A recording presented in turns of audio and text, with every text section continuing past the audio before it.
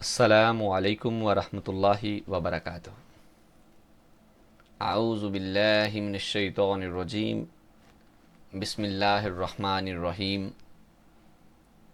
الحمد للہ رب العالمین، الرحمن الرحیم، مالک یوم الدین، ایاک نعبد و ایاک نستعین، اہدنا الصراط المستقیم، صراط الذین انعمت علیہم غیر المغضوب علیہم ولا الضالین، آمین۔ رب اشرح لی صدری ویسر لی امری واحلل عقدۃ من لسانی یفقہوا قولی۔ اللہم انا نسألک علما نافعا ورزقا طیبا وعملا متقبلا، آمین یا رب العالمین۔ اے خالق کائنات، کائنات کی ہر قوت کا مالک تو ہے، لا حول ولا قوت الا باللہ۔ اے خالق کائنات، ہم سب سے راضی ہو جا اللہ۔ تیرے دین کے علم کے لیے، تیرے دین کے تعارف کے لیے، تیرے دین کے انٹروڈکشن کے لیے اللہ ہم کوشش کر رہے ہیں، ہماری کوششوں کے اندر برکت فرما، آمین یا رب العالمین۔ معزز آفیسرز، علوم الحدیث کے حوالے سے جو لیکچرز کی ایک سیریز شروع ہوئی تھی، اس میں آج سیکنڈ لاسٹ لیکچر ہوگا انشاءاللہ۔ اس ہفتے علوم الحدیث کے لیکچرز مکمل ہو جائیں گے اور علوم الحدیث کا جو سلیبس ہے پیپر کے پوائنٹ آف ویو سے الحمدللہ وہ مکمل ہو جائے گا۔ آج ہم گزشتہ کلاسز چونکہ عید کی وجہ سے گیپ رہی ہیں، تو اس لیے ایک چھوٹا سا جو سنیریو ہم کوئز کرتے ہیں جائزے کے لیے، وہ سکپ کر رہے ہیں، اور ہم آج کے موضوعات دیکھتے ہیں کہ ہم نے آج کی کلاس کے اندر علوم الحدیث کا لیکچر نمبر جو 7 ہے اس میں کیا ڈسکس کرنا ہے۔ تو انشاءاللہ تعالی العزیز اللہ کی رحمت اور کرم نوازی کے ساتھ آج ہم تذکرہ کریں گے تدوین حدیث کے حوالے سے، حدیث کو مدون کرنے کے حوالے سے رسول اللہ صلی اللہ علیہ وسلم کا عہد۔ اس کے بعد ہم انشاءاللہ رسول اللہ صلی اللہ علیہ وسلم کے جو صحائف ہیں، احادیث مبارکہ کے جو مجموعے ہیں، ان کا تذکرہ کریں گے۔ پھر ہم آج ایک اصطلاح ہے علوم الحدیث میں مقصرین، تو مقصرین صحابہ کا ایک تعارف ہوگا انشاءاللہ۔ اس کے بعد پھر ہم یہ دیکھیں گے کہ عہد تابعین کے اندر جو ہے وہ تدوین حدیث کو کس طرح درجہ بدرجہ جو ہے وہ رونق بخشی گئی۔ پھر اس کے بعد آج کی ایک کتاب کا تعارف کروائیں گے اور حدیث کے اعداد و شمار کو ڈسکس کریں گے، اور پھر انشاءاللہ اللہ کی رحمت کے ساتھ ایک موضوعاتی مجلس رکھیں گے، اور پھر آخر میں ایک کوئز کریں گے اور آج کا سلسلہ مکمل ہو جائے گا۔ معزز ناظرین، جب بھی بات کریں گے تدوین حدیث کی، یعنی کہ حدیث کو مدون کرنے کی، تو ہمیشہ اس سے پہلے ایک ذکر آتا ہے کہ آخر حدیث مدون کیوں کی گئی۔ اب اس کے لیے یہ کہہ سکتے ہیں کہ حفاظت کیوں کی گئی۔ ہم نے ایک بات جملہ پڑھتے ہیں کہ قرآن کریم عالمگیر کتاب ہے۔ اس کا مطلب یہ ہوتا ہے کہ قرآن مجید اللہ رب العالمین کی آخری الہامی کتاب ہے، جو آپ نے آخری نبی خاتم النبیین جناب محمد مصطفیٰ صلی اللہ علیہ وآلہ وسلم کی ذات اقدس پر نازل فرمائی۔ کلام بھی آخری، نبی بھی آخری۔ تو قرآن کو عالمگیریت کا درجہ ملا ہی اس وجہ سے کیونکہ اس کے بعد کوئی اور کتاب نہیں ہے، تو اس لیے جتنے بھی عالم آئیں گے، تمام عالموں کے لیے، تمام دنیا کے لیے، تمام طبقات انسانی کے لیے یہی چیز کافی ہو جائے گی۔ قیامت تک کے آنے والے معاملات کو درجہ بدرجہ اللہ رب العالمین نے اس کے اندر بیان کر دیا ہے، اس لیے اس کو عالمگیر کتاب کہتے ہیں۔ اب اس کی سمجھ آنے کے لیے، اس کو واضح کرنے کے لیے رسول اللہ صلی اللہ علیہ وسلم کا جو طریق ہے، آقا کریم صلی اللہ علیہ وسلم کا جو منہج ہے، اس کو حدیث کے نام سے جانتے ہیں۔ یعنی کہ قرآن کو واضح کرنے کے لیے، قرآن کی شرح کرنے کے لیے صاحب قرآن کا قول ہونا، پاس ہونا ضروری ہے۔ تو رسول اللہ صلی اللہ علیہ وسلم پر قرآن نازل ہوا، تو سب سے بہترین قرآن کی تفسیر اللہ کے رسول خود ہی کر سکتے ہیں۔ تو اس سلسلے میں آج ہم تذکرہ کریں گے تدوین حدیث کا۔ حفاظت حدیث کے بیسیکلی دو طریقے ہیں۔ رسول اللہ صلی اللہ علیہ وسلم کے دور میں کسی بھی حدیث کو محفوظ کرنے کے لیے دو طریقے اختیار ہوتے تھے۔ سب سے پہلے تو ہوتا تھا حفظ۔ صحابہ کیا کرتے تھے کہ جو رسول اللہ صلی اللہ علیہ وسلم سے حدیث سنتے اس کو حفظ کر لیتے، اور دوسرا اس کا طریقہ کار ہوتا تھا وہ تھی کتابت، لکھ لیا کرتے تھے۔ یعنی کہ یہ دونوں کام رسول اللہ صلی اللہ علیہ وسلم کی حیات طیبہ کے اندر ثابت ہیں۔ حفظ تو ظاہر ہے عرب اپنے حافظے کو بڑا ممتاز سمجھتے تھے، اس لیے رسول اللہ صلی اللہ علیہ وسلم کی احادیث کو زبانی یاد کر لیتے تھے، اور وہ لکھنے کی نسبت سے یاد کرنا زیادہ آسان اور زیادہ محفوظ بھی سمجھتے تھے۔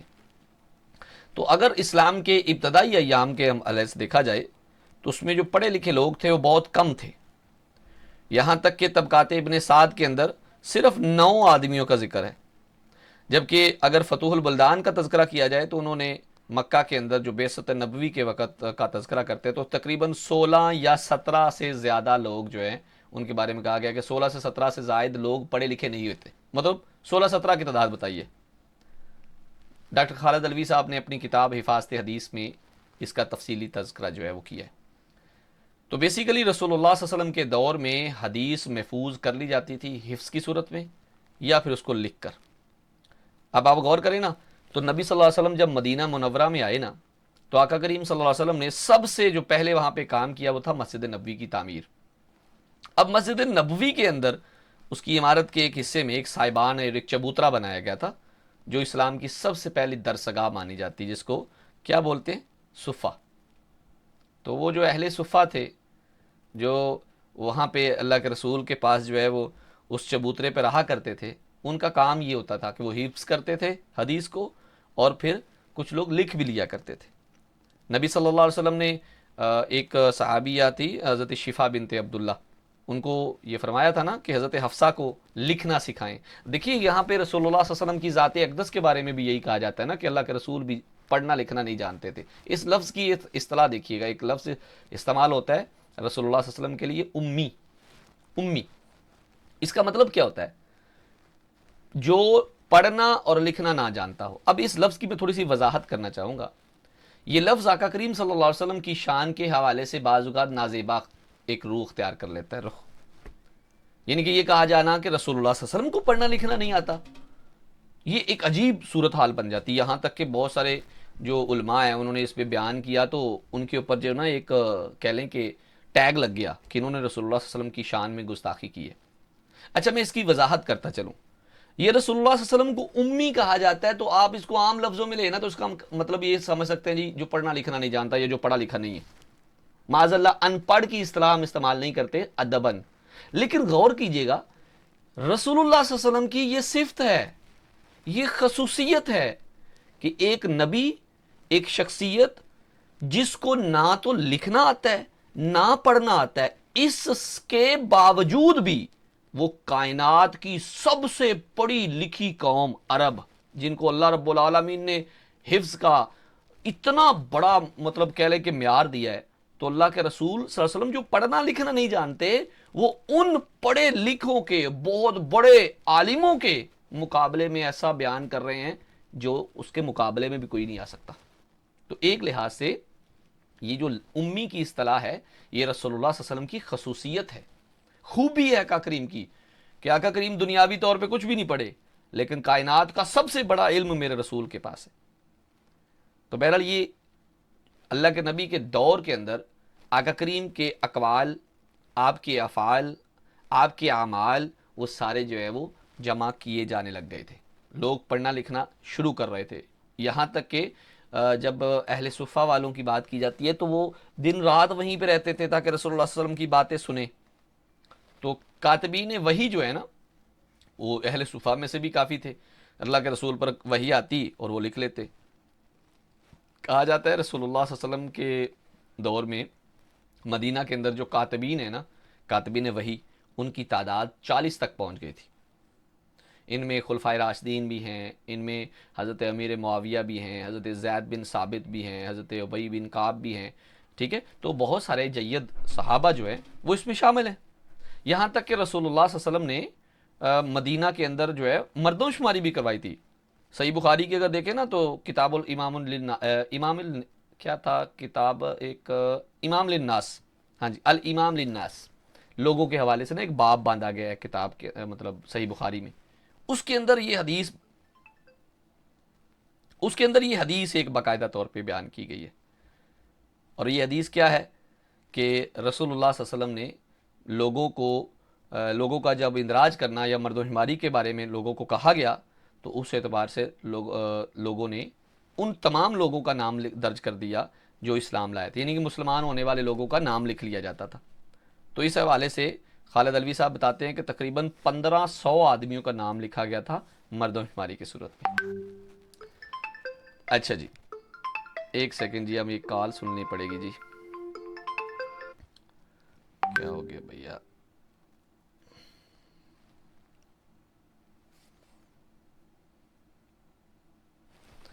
اچھا جی، یہ تو بات ہو رہی ہے تدوین حدیث کی کہ اللہ کے رسول کے دور میں جو کتابت تھی یا تدوین تھی وہ شروع ہو چکی تھی. آئیے اب ہم ان کے مختلف مندرجات دیکھتے ہیں. سب سے پہلے ہم بات کریں گے کہ عہد نبوی میں یعنی کہ رسول اللہ صلی اللہ علیہ وسلم کے دور کے اندر کتابت حدیث کس طرح کی ہوتی تھی.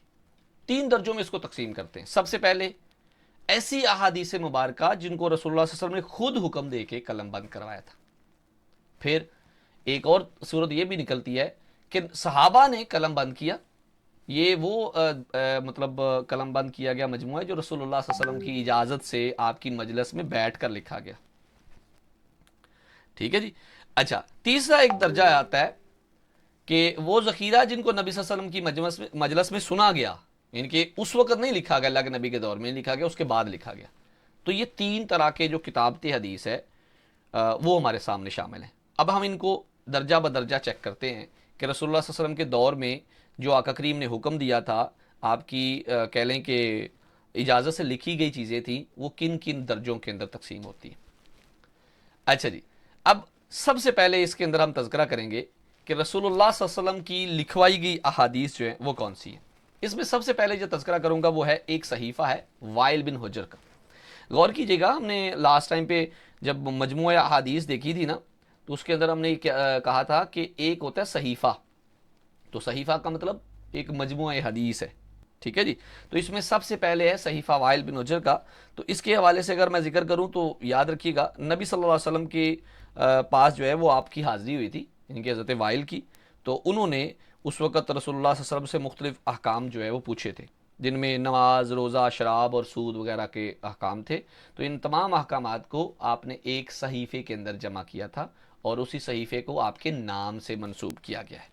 ایک اور صحیفہ تھا رسول اللہ صلی اللہ علیہ وسلم کے دور میں جو رسول اللہ صلی اللہ علیہ وسلم کی اجازت سے لکھوایا گیا، کہ آپ نے خود لکھوایا اور لکھوا کے کسی کو دیا، جیسے صحیفہ اہل یمن ہے. یہ صحیفہ نبی صلی اللہ علیہ وسلم نے یمن والوں کی طرف لکھ کر بھیجا تھا، اور اس کے اندر جو احکامات تھے ان میں ایک تو یہ بھی حکم شامل تھا کہ قرآن مجید کو جو ہے وہ صرف وہی آدمی چھو سکتا ہے جو پاک ہو. اور اس کے بعد یہ ہے کہ اس میں طلاق اور نکاح کا بھی تذکرہ ہے کہ نکاح سے پہلے جو ہے وہ طلاق نہیں ہوتی. پھر اس طرح غلام خریدنے کے حوالے سے بھی بات ہوتی ہے کہ خریدنے کے پہلے اس کی آزادی نہیں ہوتی. تو اس طرح کے احکامات جو ہیں اہل یمن کو بھیجی گئی احادیث کے اندر شامل تھے، یعنی کہ یہ وہ صحائف ہیں، وہ احادیث ہیں جو رسول اللہ صلی اللہ علیہ وسلم نے خود لکھوائی تھی. اچھا اس کے اندر ایک اور آتا ہے صحیفہ، اور اس کا نام ہے صحیفہ علی المرتضیٰ. حضرت علی المرتضیٰ شیر خدا کے پاس بھی ایک صحیفہ موجود تھا جی، اور یہ ہمیشہ آپ کی جو تلوار تھی نا اس کے ساتھ معلق رہتا تھا. اس کے اندر دیت اور جو نا وہ قصاص کے حوالے سے یا قیدیوں کو آزاد کرنے کے حوالے سے جو احکامات تھے، دیت کے احکام بھی اس میں شامل تھی، یہاں تک کہ اونٹوں کی زکوٰۃ کے حوالے سے بھی اس میں معاملات موجود تھے.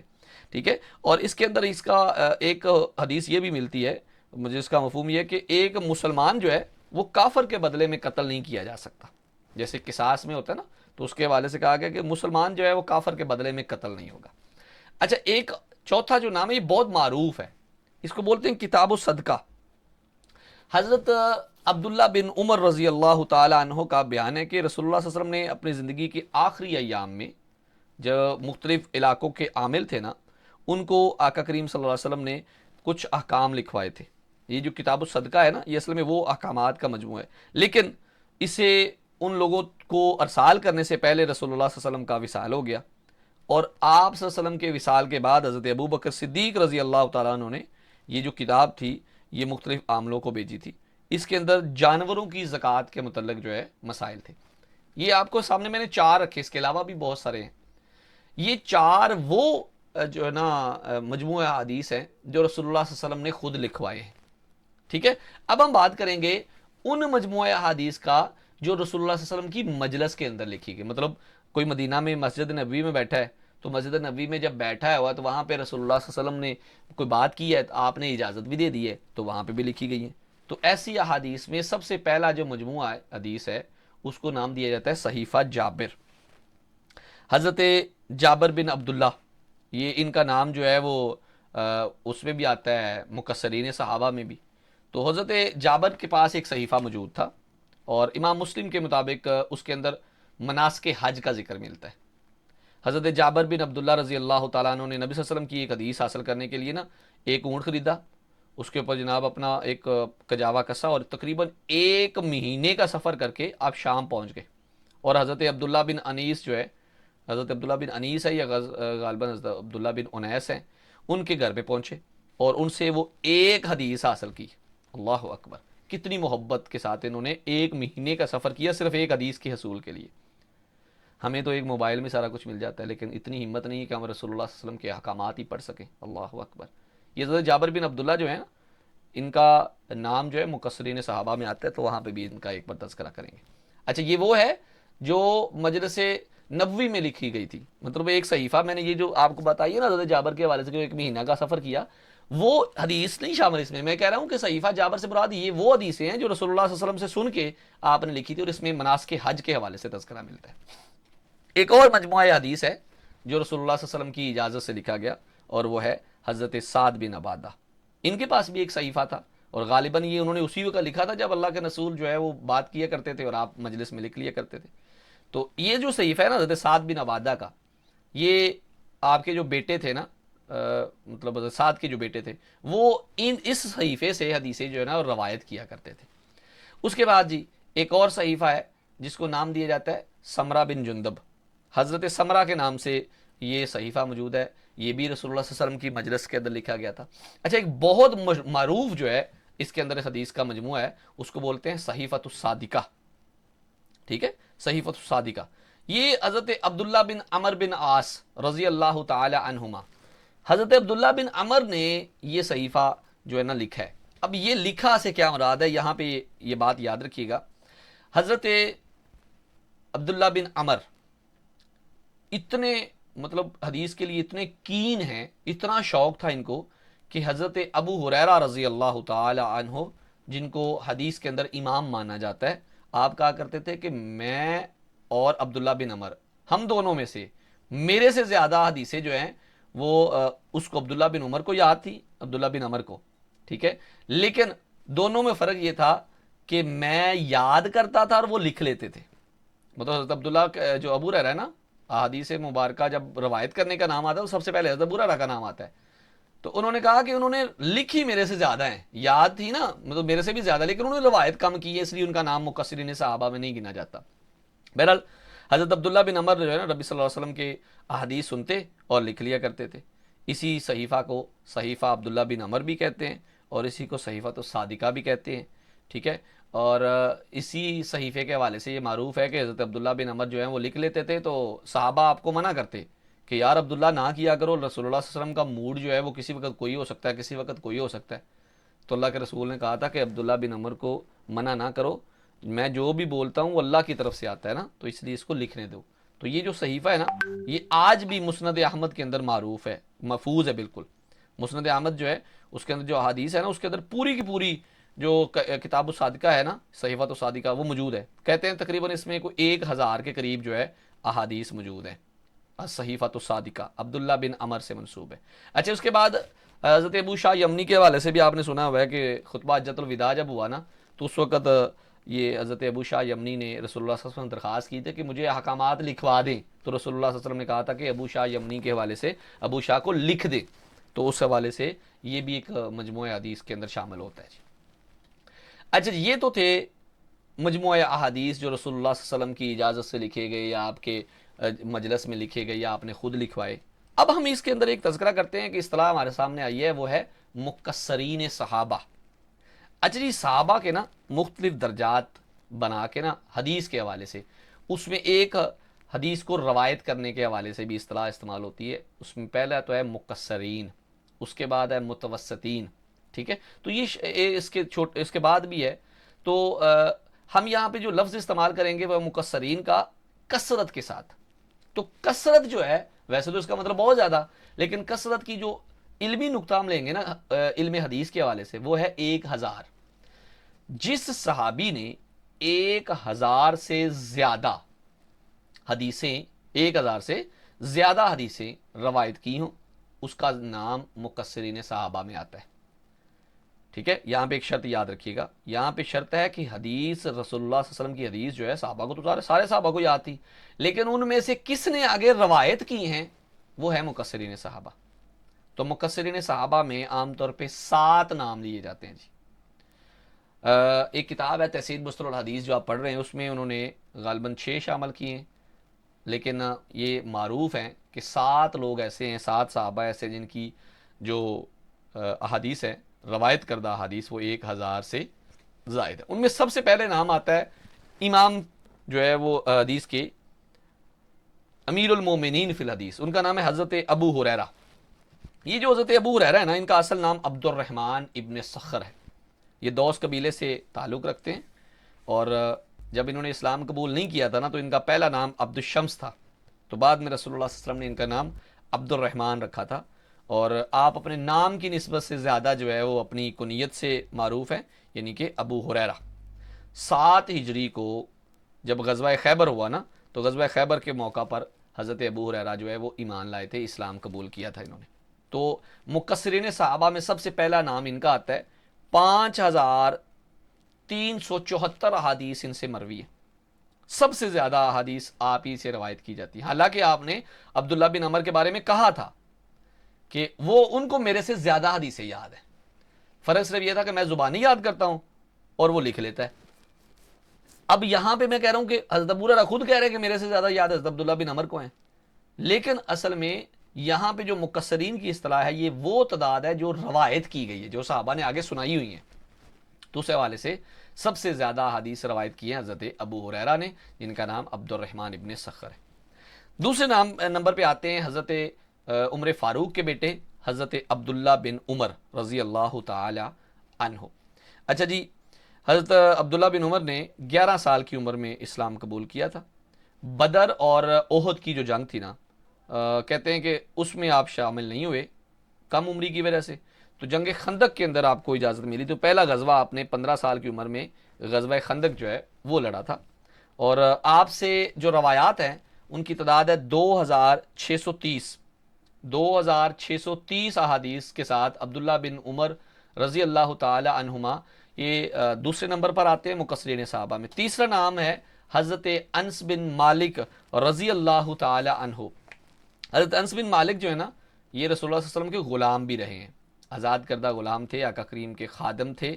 یہ آپ کو ہبہ کیا تھا آپ کی والدہ نے، ام سلیم ان کی والدہ کا نام تھا، اور انہوں نے رسول اللہ صلی اللہ علیہ وسلم کی خدمت میں اپنے بیٹے کو دے دیا تھا.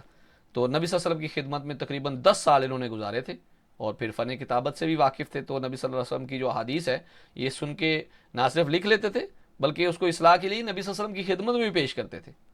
تو ان کی جو روایات ہیں جو انہوں نے آگے لوگوں کو سنائی ہیں ان کی تعداد ہے 2286 احادیث کے ساتھ حضرت انس بن مالک کا تیسرا نمبر آتا ہے. اور چوتھے پہ نام آتا ہے ام المومنین حضرت عائشہ صدیقہ رضی اللہ تعالی عنہا. مسلم خواتین میں سب سے پہلے نمبر پہ، جبکہ مقصرین کے اندر آپ کا نمبر چوتھا آتا ہے. آپ رسول اللہ صلی اللہ علیہ وسلم کی زوجہ ہیں، واحد اکلوتی زوجہ تھی آپ. حضرت ابو بکر صدیق کی بیٹی تھی، حضرت اسما کی بہن تھی. اور آپ سے جو روایات کی جاتی ہیں ان کی تعداد ہے 2210. نبی صلی اللہ علیہ وسلم کی رفاقت میں تقریباً آپ نے کوئی 8.5 سال کے قریب عرصہ گزارا.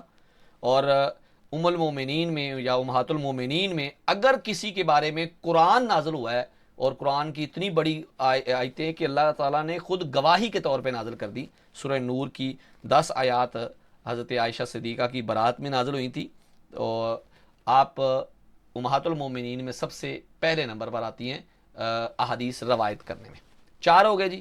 5واں نمبر آتا ہے حضرت عبداللہ ابن عباس کا. نبی صلی اللہ علیہ وسلم کے چچا زاد ہیں اور حضرت میمونہ کے بانجے بھی ہیں. آپ کی جو پیدائش ہے وہ شیب ابی طالب کی محصوری کے دوران ہوئی, یعنی کہ 7 نبوی سے 10 نبوی کے دوران, جب آپ کا خاندان محصور تھا وہاں پہ, تو اس وقت آپ کی جو ہے وہ پیدائش ہوئی تھی.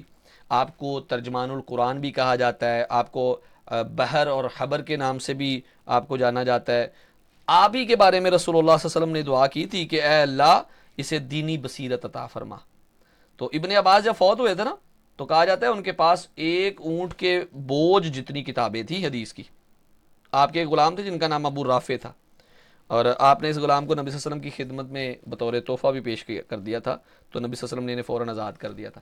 اب ان کا نام آتا ہے مکثرین صحابہ میں 5واں, یعنی کہ 1660 احادیث کے ساتھ آپ کا نمبر مکثرین صحابہ میں 5واں آتا ہے. یہ آپ کے چچا زاد ہیں, یعنی کہ کزن ہیں, آپ کے چچا عباس کے بیٹے ہیں.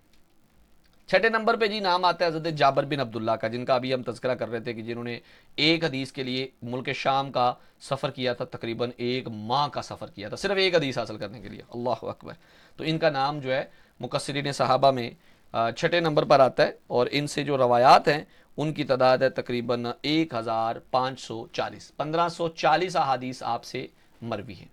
یہ حضرت عبداللہ بن جو جابر بن عبداللہ ہیں, یہ انصاری صحابی تھے اور اپنے زمانے کے مفتی بھی تھے مدینہ کے. تو بیعت عقبہ جب ہوئی تھی نا دوسری, اس کے اندر بھی آپ شامل تھے. تقریباً آپ نے 94 سال کی عمر میں وفات پائی تھی. تو آپ سے جو روایات ہیں وہ 1540 ہے. اور مکثرین صحابہ میں جو سب سے آخری نام آتا ہے وہ ہے حضرت ابو سعید خدری رضی اللہ تعالی عنہ. تو آپ کا نام اصل میں سعید بن مالک ہے, لیکن ابو سعید خدری کے نام سے جانے جاتے ہیں. آپ بھی اہل صفہ میں سے تھے, اور تقریباً 1000 سے پلس ہے, غالباً 1170, ہاں جی 1170 احادیث جو ہے وہ آپ سے مروی ہے. مکثرین صحابہ میں سب سے آخری نام آپ کا آتا ہے. اچھا, اس کے علاوہ 2 اور صحابی ہیں جن میں آپ کو بتایا, ایک تو حضرت عبداللہ ابن مسعود ہے اور ایک حضرت عبداللہ بن عمر ہے. ان کی دونوں کی جو روایات ہیں وہ 1000 سے نیچے ہیں. یعنی کہ عبداللہ بن مسعود کے حوالے سے تذکرہ کریں تو تقریباً ان کی جو روایات ہیں وہ 848 ہیں, جبکہ اگر عبداللہ بن عمر کے حوالے سے, جن کے بارے میں ہم بات کریں صحیفۃ الصادقہ ہے جن کا, ان کی بات کی جائے تو تقریباً 700 کے قریب احادیث جو ہے نا انہوں نے بھی روایت کی ہوئی ہیں. لیکن مکثرین میں نام نہیں آتا, ان کا متوسطین کے اندر نام آئے گا جی. یہ تھے مکثرین صحابہ. آخر میں ہم تذکرہ کریں گے عہد تابعین کا, کہ تابعین کے دور میں حدیث جو ہے وہ کیسے جو ہے وہ جمع کی گئی تھی. تو اس حوالے سے ایک آپ کو نام بتا دیتا ہوں تاکہ آپ کو یاد رہے. سب سے پہلے تو ایک نام ہے حضرت ابو ہریرہ کے شاگرد ہیں حمام ابن منبہ. حمام ابن منبہ حضرت ابو ہریرہ کے شاگرد ہیں, اور انہوں نے ایک حضرت ابو ہریرہ سے حدیثیں سن کے نہ آگے روایت کی ہیں. تقریباً 137, ڈاکٹر حمید اللہ صاحب کہتے ہیں کہ 137, اور عام طور پہ اس کو لکھتے ہیں تقریباً 140 احادیث جو ہیں انہوں نے جمع کی سنی حضرت ابو ہریرہ سے, اور اس کا ایک مجموعہ بنا دیا. اس مجموعہ حدیث کو مجموعہ صحیفہ حمام ابن منبہ بھی کہتے ہیں, صحیفہ ابو ہریرہ بھی کہتے ہیں, اور صحیفۃ الصحیحہ بھی کہتے ہیں. پیچھے آپ نے پڑھا صحیفۃ الصادقہ, ٹھیک ہے, یہاں پہ ہے صحیفۃ الصحیحہ, تو اس نام سے بھی اس کو جانتے ہیں. تو یہ حضرت ابو ہریرہ کی احادیث ہیں جو انہوں نے سنی ہیں اور انہوں نے آگے روایت کی ہے. یہ عہد تابعین میں ہے. اس کے بعد بہت سارے, مطلب ابھی بھی بات کی جائے نا تو یہ حضرت حمام ابن منبہ کا جو مطلب نسخہ تھا نا, ڈاکٹر حمید اللہ صاحب نے اس کی دریافت کی تھی, اور آج بھی کہا جاتا ہے کہ مسند احمد کے اندر بھی اس کا ایک بڑا حصہ, بلکہ مکمل کا مکمل یہ ہے نا وہاں پہ محفوظ ہے. تو عہد تابعین کے اندر حضرت عمر بن عبدالعزیز کا نام آتا ہے. اس کے بعد حضرت سعید بن مسیب کا آتا ہے, حضرت عروہ بن زبیر کا, سعید بن جبیر کا, امام زہری کا, ابن شہاب زہری کا نام آتا ہے, اور امام ابو حنیفہ کا. اس طرح مختلف لوگوں کے نام آتے ہیں جنہوں نے رسول اللہ صلی اللہ علیہ وسلم کے صحابہ کے بعد بھی احادیث کا جو ہے وہ کام کیا تھا, اور اس کی خدمت کے حوالے سے اس کو جمع کیا تھا. یہ تھا جی آج کا ایک مختصر ٹاپک, جس کے اندر ہم نے کوشش کی ہے کہ رسول اللہ صلی اللہ علیہ وسلم کے دور کے مجموعہ احادیث کا ایک مختصر سا تعارف کروایا جائے, ساتھ میں مکثرین صحابہ کا تعارف کروایا جائے. تو اب ہم آج جاتے ہیں اگلے سیکشن کی طرف, اور اس میں ہے آج کی کتاب. آج کی جو کتاب ہے بڑی معروف ہے, اس کا نام ہے صحاح ستہ اور ان کے مؤلفین. اب صحاح ستہ بیسیکلی 6 کتابوں کے مجموعے کو کہتے ہیں. اسلام کے اندر نا اگر قرآن کے بعد کوئی معتبر کتابوں کا مجموعہ یا معتبر کتابوں کو مانا جاتا ہے نا تو وہ صحاح ستہ ہے. صحاح صحیح کی جمع ہے, ستہ 6 کو کہتے ہیں. تو 6 صحیح ترین کتابیں جو اسلام کے اندر جمہور کا اس کے اندر جو ہے وہ کہہ لیں کہ ماننا ہے کہ یہ کتابیں جو ہے وہ صحیح ہیں. ان 6 احادیث کی کتابوں میں نام آتے ہیں ہمارے پاس صحیح بخاری, صحیح مسلم, سنن ابن ماجہ, سنن نسائی, سنن ابی داؤد, اور کون سی رہ گئی ہے, کون سی کتاب رہ گئی بلا, جامع ترمذی. یہ 6 کتابیں. تو اس کے جو مؤلف ہے نا ان کا نام ہے محمد عبدہ الفلاح ہے, فیروز پوری. انہوں نے یہ کتاب لکھی ہے. تو اس کے اندر ان 6 کتابوں کا تعارف ہے, یعنی کہ صحیح بخاری کا, صحیح مسلم کا, سنن ابی داؤد کا, سنن نسائی کا, جامع ترمذی کا اور سنن ابن ماجہ کا. ہم جب اگلے لیکچرز کے اندر اس کو دیکھیں گے نا صحاح ستہ کا, تو اس کے اندر ایک تفصیلی تعارف انشاءاللہ کروائیں گے. تو کتاب ہے صحاح ستہ اور ان کے مؤلفین, اور ان کے مؤلف کا نام ہے محمد عبدہ. اچھا یہ تھی جی آج کی کتاب. اس کے اندر ہے کیا؟ اس میں بیسیکلی صحاح ستہ کی کتابوں کے مؤلفین کا تعارف ہے, یعنی کہ بتایا گیا ہے کہ ان کے حالات و واقعات, ان کی پیدائش, ان کا علاقہ, ان کے اساتذہ, ان کے ایسے کہہ لیں کہ اسماء الرجال میں صحاح ستہ کے جو مؤلفین ہیں ان کا نام آتا ہے اس کے اندر.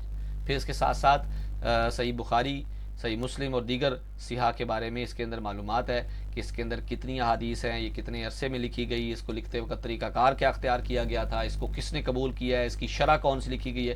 مکمل تعارف ہے صحاح ستہ کی کتابوں کا. اچھا جی چلتے ہیں آج کے حدیث کے اعداد و شمار میں, یعنی کہ وہ سوالات جو عام طور پہ گنتی کے حوالے سے پوچھے جاتے ہیں. تو اس میں سب سے پہلا آج کا نقطہ ہے, ایک شخصیت ہے, پوچھا جاتا ہے جی وہ کون سی شخصیت ہے جنہوں نے صحاح ستہ کی ہر کتاب کی شرح لکھی ہے, سندھ کی وہ کون سی شخصیت ہے. تو ان کا نام ہے ابو الحسن سندھی.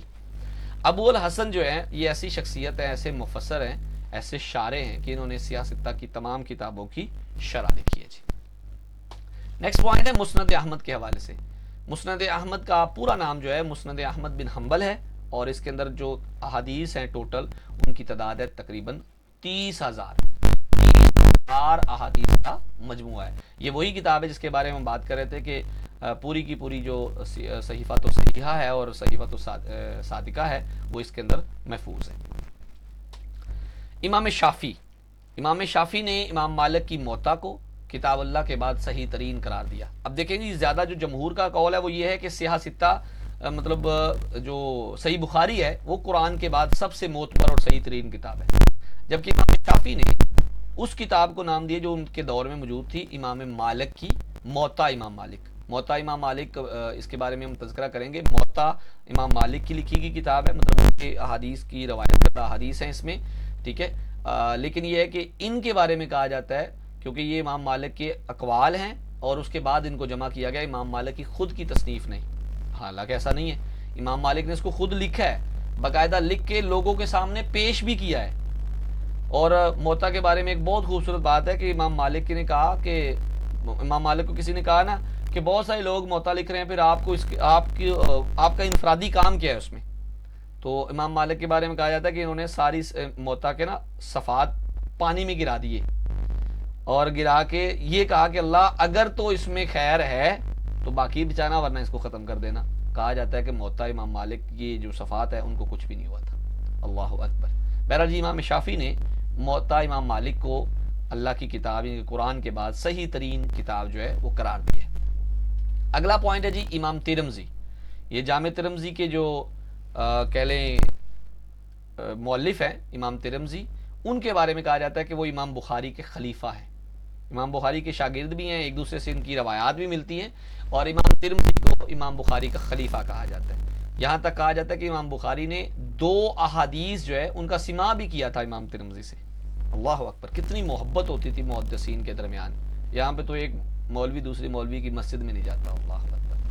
آخری نقطہ جی آج کا, حدیث نبوی صلی اللہ علیہ وسلم کے مطابق امت محمدی صلی اللہ علیہ وسلم حضرت نوح علیہ السلام کی گواہ بنے گی. جب قیامت کے روز حضرت نوح اپنی بارے میں بتائیں گے نا اللہ کو, تو اس وقت صرف امت محمدی ہی ہے, ہم لوگ ہی ہیں انشاءاللہ جو اللہ کے نبی حضرت نوح کی گواہی دیں گے کہ اللہ تیرے نبی نوح کی ہم گواہی دیتے ہیں کہ انہوں نے تیرا پیغام لوگوں تک پہنچایا تھا.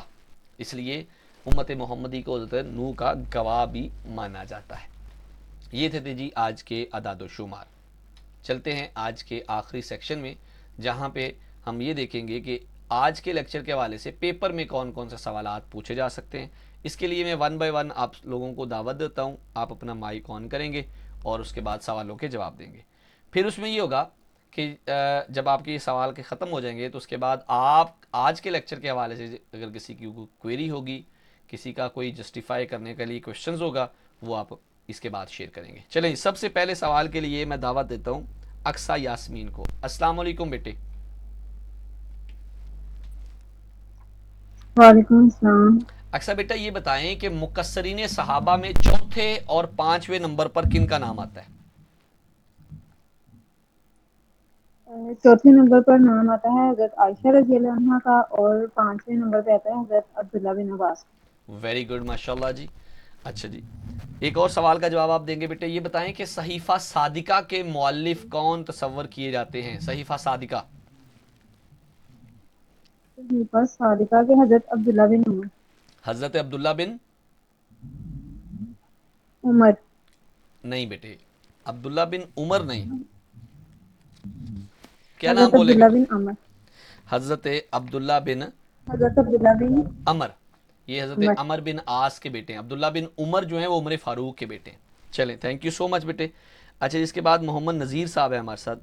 نذیر صاحب اگلے دو سوال کے جواب آپ دیں گے. جی سر. اچھا, میں نے یہ بتایا نہیں ہے لیکن چلیں آپ کو مجھے لگتا ہے یاد ہوگا کہ وہ کون سے تابعی ہیں جن کو حجاج ابن یوسف نے شہید کروایا تھا؟ یہ حضرت زبیر ہے, عبداللہ بن زبیر. عبداللہ بن زبیر تو صحابی تھے نا, یہ تابعی کی بات کر رہا ہوں. تو ان کا نام تھا حضرت سعید بن جبیر. حضرت سعید بن جبیر کے بارے میں کہا جاتا ہے کہ حضرت سعید بن جبیر کو حجاج ابن یوسف نے شہید کروایا تھا. اچھا, ایک اور سوال بتائیں, کون سا دور تدوین حدیث کا سنہری دور مانا جاتا ہے؟ تیسرا دور سر جی. یہ کس کا دور تھا بلا؟ یہ حضرت عبداللہ ابن عمر. عبداللہ ابن عمر تو بنو امیہ کے دور پہ ہی سوری تو. سر, یہ عبد العزیز جو تھے. عمر بن عبدالعزیز. عمر بن عمر بن عبدالعزیز کے بارے میں بھی عبدالعزیز. یاد رکھیے گا. عمر بن عبدالعزیز کے دور میں چونکہ حدیث کا کام ابھی شروع ہوا تھا نا, انہوں نے تو تدوین کا کام شروع کیا تھا. یہ سنہری دور جو ہے نا عام طور پہ تیسری صدی کا لیا جاتا ہے, جب یہ سیاہ ستہ کی جو کتابیں ہیں نا یہ لکھی گئی تھی. تو سیاہ ستہ کی تدوین کے اعتبار سے ہی اس دور کو سنہری دور کہا جاتا ہے. اچھا جی, اس کے بعد جی امارہ ہے ہمارے ساتھ, امارہ سمیع الحق. امارہ بیٹے یہ بتائیں کہ تدوین حدیث میں اولین کردار کون مانا جاتا ہے تدوین میں؟ مطلب جب لکھی گئی نا کتابوں کو کتابی شکل دی گئی تو اس میں سب سے پہلا نام عموماً کس کا آتا ہے؟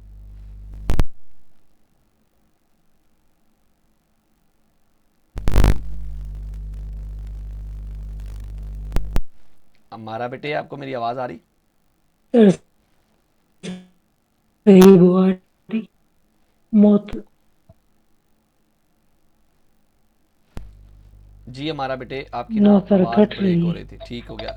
اچھا جی, دوبارہ سوال اب سکرین پہ بھی دیکھ سکتے ہیں کہ تدوین حدیث میں اولین کردار کس کو مانا جاتا ہے؟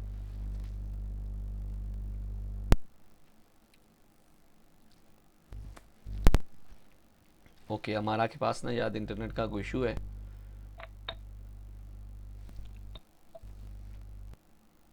اقصیٰ یاسمین آپ اگر سن پا رہے تو بیٹے آپ اپنا مائک آن کریں.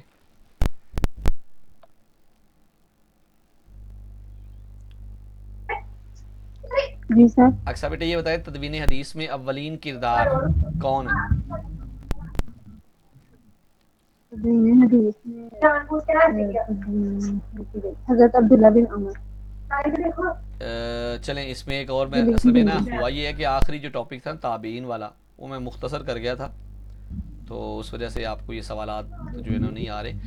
تدوین حدیث میں سب سے پہلا جو نام آتا ہے وہ دو شخصیات کا نام آتا ہے. ایک تو آتا ہے حضرت عمر بن عبدالعزیز کا, اور ایک نام آتا ہے ابن شہاب کا، کیونکہ ان دونوں نے ہی حدیث کو باقاعدہ طور پہ جمع کرنا شروع کیا تھا۔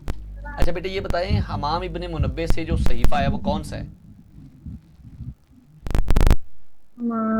وہ حضرت ابو ہریرہ کے شاگرد ہیں، ان سے یہ صحیفہ صحیح اور صحیفہ صادقہ بھی اس کا نام ہے۔ نہیں صادقہ نہیں نہیں نہیں نہیں نہیں، صحیفہ صادقہ اور صحیفہ صحیحہ ان دونوں میں فرق ہے بیٹے۔ صادقہ جو ہے وہ آپ کو پہلے بولا ہے وہ حضرت عبداللہ سے تھا، یہ ان سے جو منسوب ہے اس کو بولتے ہیں صحیفہ ابو ہریرہ، یا یہ پھر اس کو ڈاکٹر بولتے ہیں صحیفہ حمید اللہ صحیحہ۔ کی کتاب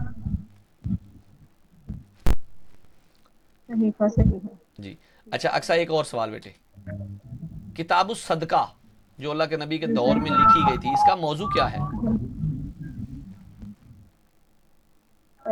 اس میں جانوروں کی زکوٰۃ کے بارے میں بیان کیا گیا ہے۔ ویری گڈ، چلیں جزاک اللہ جی۔ اس کے بعد نذیر صاحب دوبارہ مائک آن کریں۔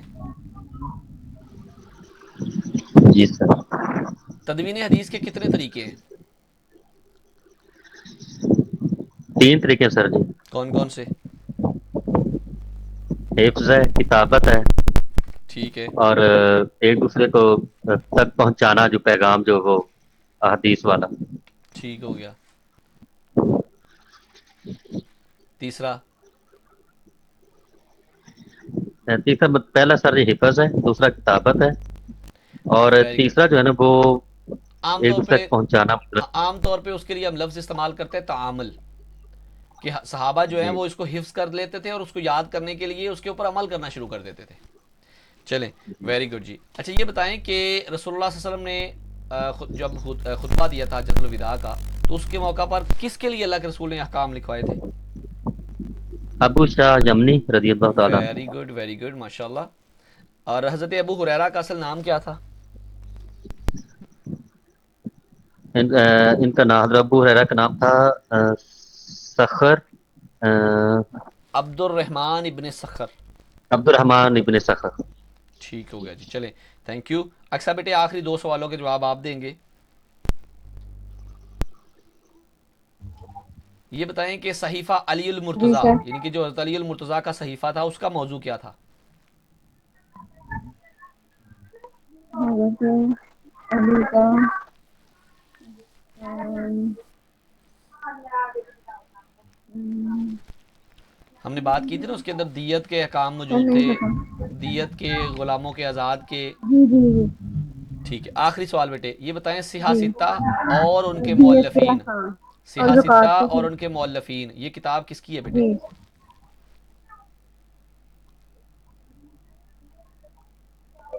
یہ ہے محمد حفصہ کی۔ ابدا عین کے ساتھ ہے، محمد ابدا الفلاح فیروز پوری، یہ ان کی کتاب ہے جی۔ Thank you so much G.